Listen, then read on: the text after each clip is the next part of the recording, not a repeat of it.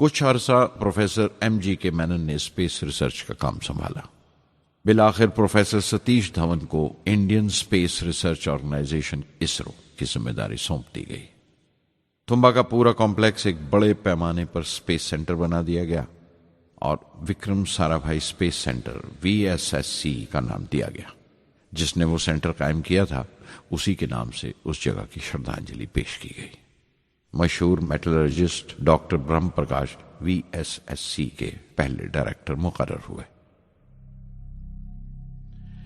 कोई भी शख्स अपनी जिम्मेवारी में तभी कामयाब हो सकता है अगर वो बारसूख हो, मोतबर हो और अपने फैसलों के लिए उसे सही हद तक आजादी हो।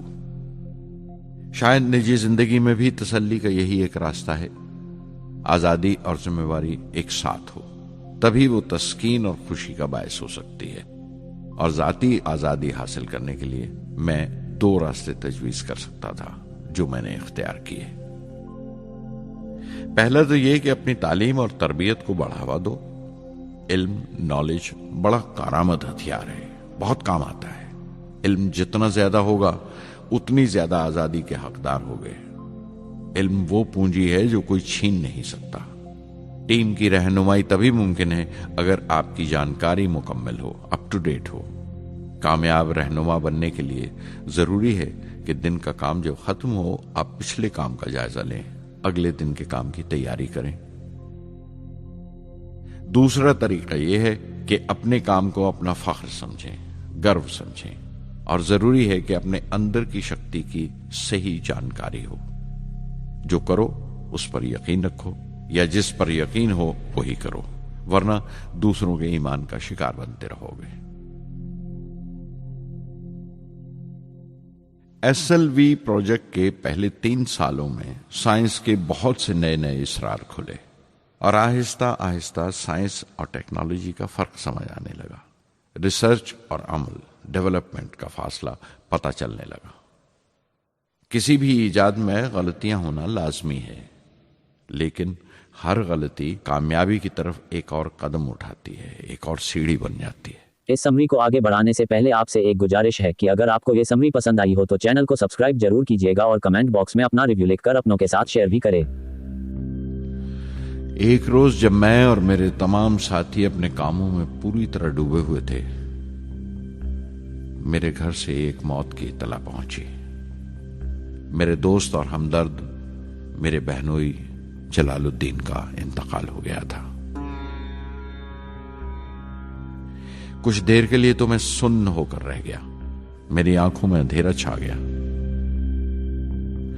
थोड़ी देर बाद जब अपने चौगिरदे का एहसास हुआ तो महसूस किया जैसे मेरी हस्ती का एक हिस्सा मर गया था। रात की रात बसों में सफर करता हुआ अगली सुबह मैं रामेश्वरम पहुंचा।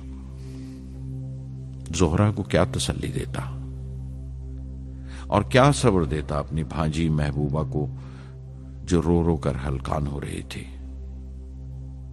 मेरी आंखों के सोते पहले ही सूख चुके थे। थुम्बा लौटकर बहुत दिनों तक सारा कामकाज, सारी मसरूफियत बेमानी लगने लगी। बहुत दिनों तक बहुत मलाल लगा, सब बेमानी लगता था। प्रोफेसर धवन देर देर तक हौसला देते थे, कहते SLV पर जैसे जैसे काम आगे बढ़ेगा मुझे सब्र महसूस होगा और ये मायूसी कम होते होते गुजर जाएगी। 1976 में मेरे अब्बा ज़ैनुल आबदीन 102 साल की उम्र में वहीं रामेश्वरम में इंतकाल फरमा गए। 15 पोते पोतियां छोड़कर गए थे पीछे और एक पड़पोता। दुनियावी तौर पर वो सिर्फ एक और बुजुर्ग की मौत थी। कोई बड़ा मातम नहीं हुआ, झंडा नहीं उतारा गया, न अखबारों ने स्याह हाशिए दिए, न सियासतदान थे वो, न विद्वान कोई, न कोई बड़े सरमायादार। एक सीधे सादे इंसान थे, फरिश्ता सिफत। और हर उस बात की वजह थे जो दानाई और पारसाई की राह दिखाती है।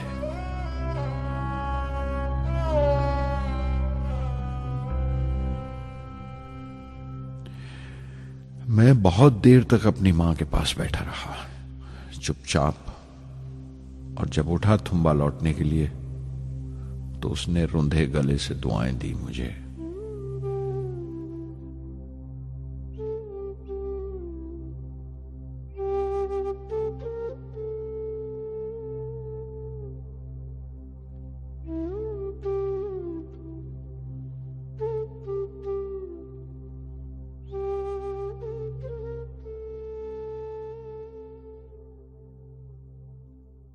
SLV-3 अपोजी रॉकेट जो फ्रांस से उड़ाई जाने वाली थी, अचानक कुछ मुश्किलों का शिकार हो गई। मुझे फौरन फ्रांस जाना पड़ा। मैं रवाना होने ही वाला था कि मेरी मां की मौत की खबर पहुंची। यके बाद दीगरे 3 मौतें हो गई मेरे घर में।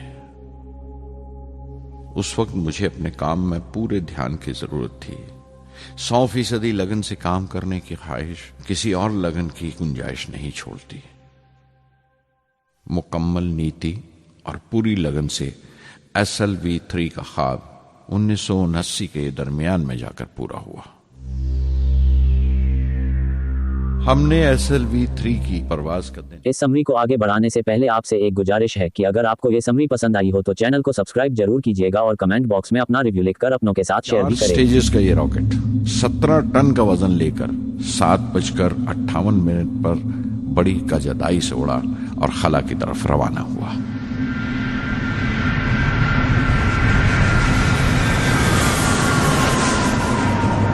पहली स्टेज हर तरह से पुख्ता निकली और बड़े आराम से रॉकेट दूसरी स्टेज में दाखिल हो गया। हम सब दम खुद रह गए, सांस रोके बैठे थे। हमारे बरसों का ख्वाब आसमान की तरफ सफर कर रहा था।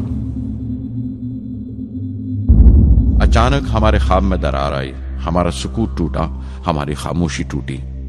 दूसरी स्टेज काबू से बाहर होने लगी थी। 317 सेकंड के बाद परवाज टूट गई। मेरी मेहनत और उम्मीद चौथी स्टेज को साथ लेकर तमाम मलबा श्री हरिकोटा से 560 किलोमीटर दूर समंदर में जाके गिरा।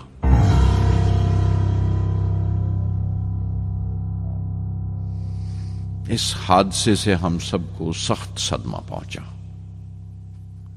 मैं गम और गुस्से से भर गया, नुचड़ गया, बिल्कुल जिस्मानी तौर पर भी और जहनी तौर पर भी।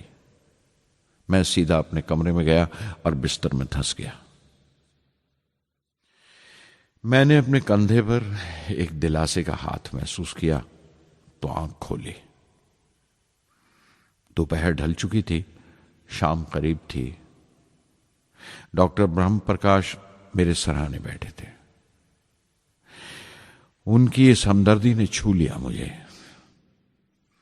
मैं उदास था, मायूस था, लेकिन अकेला नहीं।